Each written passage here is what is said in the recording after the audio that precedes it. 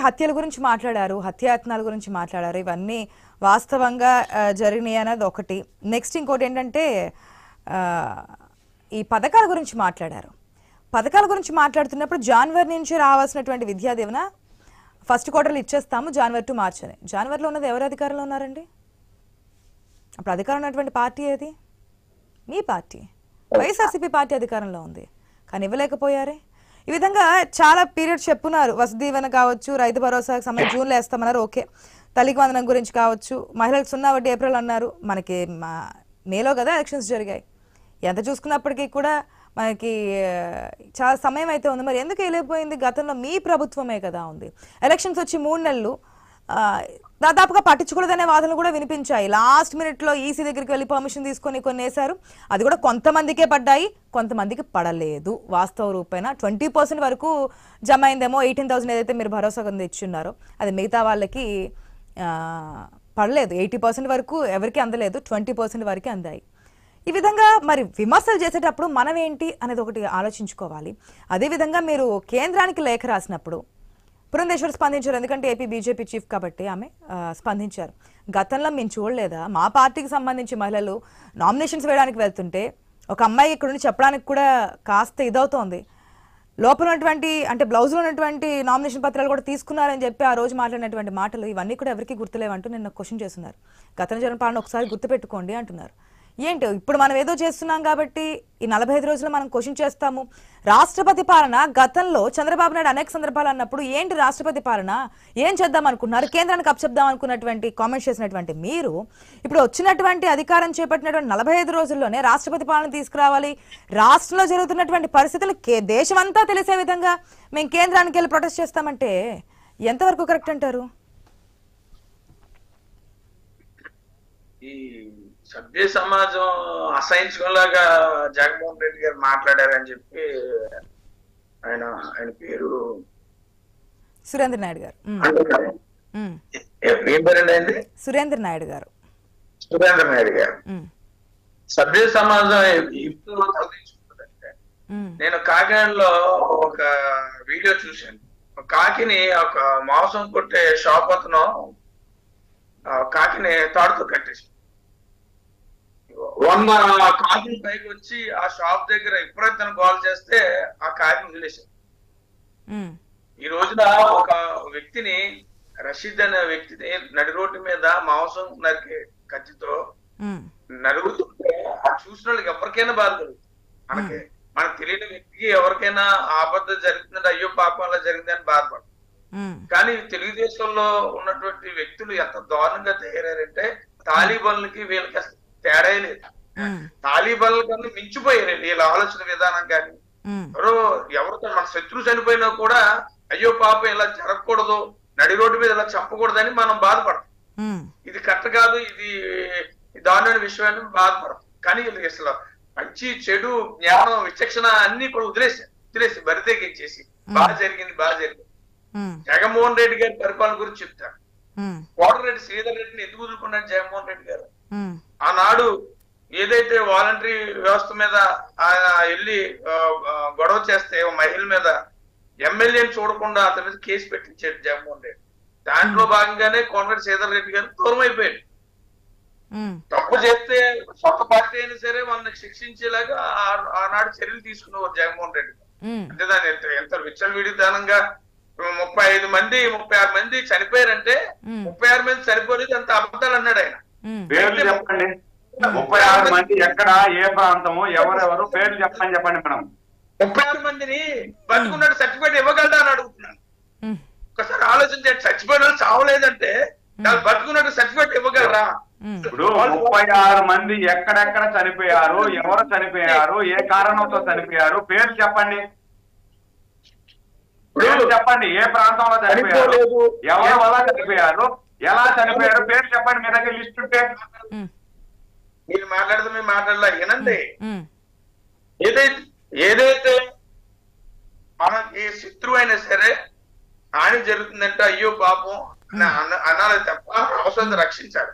నిజంగా చెప్తున్నా, జగన్మోహన్ రెడ్డి గారు ముఖ్యమంత్రిగా ఉంటే ఎవరో ఒకరు దిశ యాప్ని టచ్ చేస్తుంటే 5 నిమిషాల్లోపు అక్కడికి వచ్చేవారు. ఏంటండి ఒకసారి మళ్ళీ చెప్పండి, ఏం చేస్తుంటే అక్కడే కదా స్టేషన్ ఉంది, కనీసం ఒక 2-3 నిమిషాలు వచ్చి అతన్ని రషీద్ అతన్ని సేవ్ చేసి ఉండేవాడు. వైసీపీ గవర్నమెంట్ ఉంటే. ఇప్పటికే మీరు 3 సార్లు ఈ ప్రస్తావన తీసుకొచ్చారు కాబట్టి సమయం ఇచ్చాను ఇప్పటి వరకు, కానీ క్వశ్చన్ చేస్తున్నాను తాతాజీ గారు. ఏదో చెప్తున్నారు కదా, ఈ శత్రువు అయినా సరే మనము ఆపదలో ఉన్నారంటే రక్షించే మనస్తత్వం మనది అని. మరి ఇదే డాక్టర్ సుధాకర్ అండి, గుండె కొట్టించి నడి రోడ్డు పైన 2 రెక్కలు వెనక్కి విరిచి మోకాల మీద కూర్చోబెట్టినప్పుడు అప్పుడేమైందండి? ఈ వీడియోస్ ఆ రోజు చూడలేదా? అప్పుడున్నది మీ గవర్నమెంట్ కాదా? ఒక డాక్టర్ అతనికి జరిగినటువంటి ప్రభుత్వం మీ గవర్నమెంట్ అండి.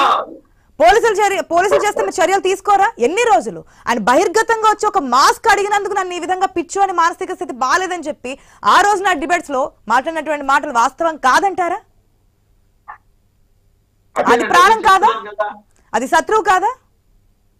ఎవరు చేసినా తప్పు తప్పేనండి. ఎవరు చేసినా తప్పు తప్పే. తప్పుని ఎవరు కూడా సమర్థించకూడదు. ఎవరు పోలీసులు చేశారు, పోలీసుల మీద యాక్షన్ తీసుకోవాలి. అదే విధంగా ఎంతవరకు తీసుకుంటున్నారనే ప్రశ్న. ఇప్పుడు టీడీపీ వాళ్ళని ఏదైతే క్వశ్చన్ చేస్తున్నామో, గతంలో మీరు ప్రభుత్వంలో ఉన్నప్పుడు సేమ్ ఇష్యూస్ ఇట్లాంటి చాలా చూసాం, చాలా సందర్భాల గురించి మాట్లాడాము. మహిళా కమిషన్ చైర్పర్సన్ గా ఉన్నటువంటి పర్సన్ మహిళల మీద అఘాయిత్యాలు ఇవన్నీ జరుగుతూ ఉంటే కేవలం ఒక కుటుంబానికి సంబంధించినటువంటి మహిళలకు సంబంధించి మాట్లాడడం, మిగిలిన వారి గురించి మాట్లాడలేదంటే లేదు అని చెప్పి ఆనాడు మీరందరూ మాట్లాడడం, ఇవన్నీ చూడలేదండి. ఒక మహిళ గురించి నిన్న పురంధేశ్వర్ చేసిన కామెంట్స్ గురించి మరొకసారి ప్రస్తావిస్తున్నా. ఒక అక్క చనిపోయింది, ఒక అక్క మీద అఘాయిత్యం జరుగుతుందని చెప్పి అడిగినటువంటి బాలుడు, చిన్న బాలుడిని చేసినటువంటి దాష్టిక మనం చూడలేదండి? ఏం చూడలేదు. అప్పుడు ఎంతవరకు యాక్షన్ తీసుకున్నారు? గత ప్రభుత్వం ఈ ప్రభుత్వానికి కదా ఇట్లాంటి ఆగాలనే వేడుకుంటున్నాం, ఆగాలనే కోరుకుంటున్నాం. పై స్థాయి నాయకులు, పై స్థాయి క్యాడర్ వరకు ఓకే, కింది స్థాయి వారు లేదంటే రాష్ట్రంలో జరుగుతున్నటువంటి ఇటువంటి దాడులకి చర్మగీతం ఎప్పుడు పాడతారు, ఏ గవర్నమెంట్ లో పాడతారు అనేది మాట్లాడుతున్నాం.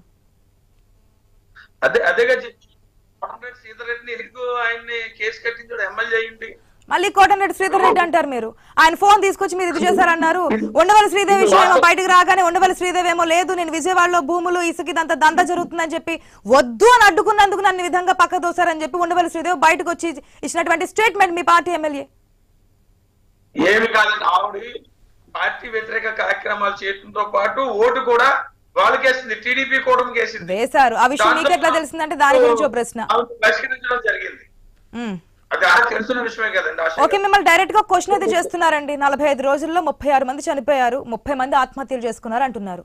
సో టోటల్ గా 66 మంది అంటే ఆత్మహత్యలు, వారికి వారు ఆత్మహత్యలు చేసుకున్నవారు కానీ హత్య చేయబడిన వారు కానీ. హత్యాయత్నాలు పక్కన పెడదాం, హత్యాయత్నాలు 300కు పైగా అన్నారు కాబట్టి ఆ నెంబర్స్ అని చెప్పడం మనకి డిబేట్ లో టైం సరిపోదు కాబట్టి. సో టోటల్ గా 66 మంది చనిపోయారు, మిగిలిన వారు బ్రతికే ఉన్నారు. దాడులు జరిగినా ఏం జరిగినా ఈ 66 మంది ఎక్కడ చనిపోయారు, ఎవరెవరు? మీరు ఒక మాట అనడం జరిగింది, బ్రతికున్నారని చెప్పి స్టేట్మెంట్ ఇస్తారా మీరు? అండి ఎప్పుడు చనిపోతే ఇప్పుడు ఈ ఖాతాలో వేస్తే ఏ విధంగా? ఏదో విధంగా చనిపోతూ ఉంటారు. మన రాష్ట్రంలో పుట్టి వాళ్ళు పుడతా ఉంటే మరణించే వాళ్ళు మరణిస్తూ ఉన్నారు, ఏజ్తో ప్రమేయం లేకుండా. ప్రతిదీ రాజకీయ కోణంలో జరిగిందంటే దానికి ఆధారాలు అడుగుతున్నారు వారు. మేము క్వశ్చన్ చేయాలి కదా, ఎస్ ఇది ఆధారాలు, ఇదిగో రషీద్ విషయంలో మనకి ఇది కనిపించింది, సమ్ ఎక్స్పర్సన్లు ఇది కనిపించింది, మీరు ఈ విధంగా చేస్తున్నారని చెప్పి క్వశ్చన్ చేస్తాం కదా. నిన్న కూడా మిథున్ రెడ్డి విషయంలో కూటమి నాయకులను క్వశ్చన్ చేస్తున్నాము. మీరు చెప్పినటువంటి లెక్కల్లో ఎంతవరకు వాస్తవం ఉంది అని అడుగుతున్నారు. వాస్తవం లేకుండా ఒక మాజీ ముఖ్యమంత్రి ఆ ఫిగర్స్ అని చెప్పరు కదండి, అంత తేలిగ్గా మాట్లాడరు, చాలా ఇన్ఫర్మేషన్ ఉంటే గానీ మాట్లాడరు. దీంట్లో కూడా ఒక పాయింట్, మరి ఇదే సీఎం హోదాలో ఉన్నటువంటి వ్యక్తి వైట్ పేపర్స్ రిలీజ్ చేస్తుంటే ఆ ఫిగర్స్ తప్పంటున్నారు. ఫిగర్స్ తో పాటు చెప్తుంటే దాన్ని మీరు నమ్మడం లేదు, అంతా కాకి లెక్కలు చెప్తున్నారు, మేము నమ్మము, ఇదంతా ఇదే అని చెప్తూ ఉన్నారు. ఇన్ని విషయాల గురించి ప్రస్తావించారే, శ్వేతపత్రాల గురించి ఎందుకు మాట్లాడలేదు మాజీ సీఎం? శ్వేతపత్రాలు ఎవరు? ఇప్పుడు ఒక రాక్షసుడు శ్వేతపత్రంతో రాసేస్తే సరిపోతుందా? అది శ్వేతపత్రం అయిపోతుంది.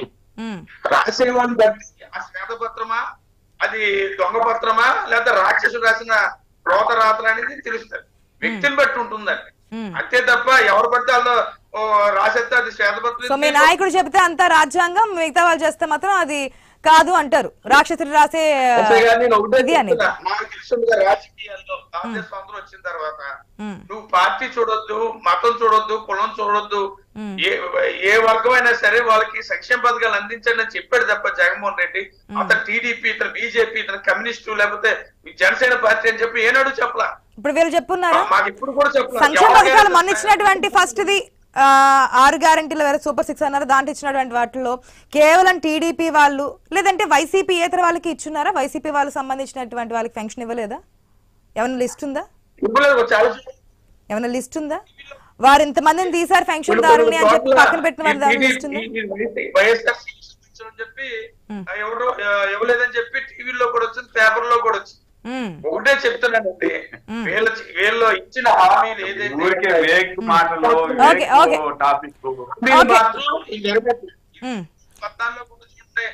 డాక్టర్ మాఫీ చేస్తాడు, మోసం చేశాడు. ఆ రోజు క్వశ్చన్ చేస్తున్నాం. పసుపు కుంకుమ అని చెప్పి ఎలక్షన్స్ ముందు ఏ విధంగా స్టంట్ కింద, రాజకీయ స్టంట్ కింద అనుకున్నారో ప్రజల తీర్పు కూడా మనం చూస్తున్నాం.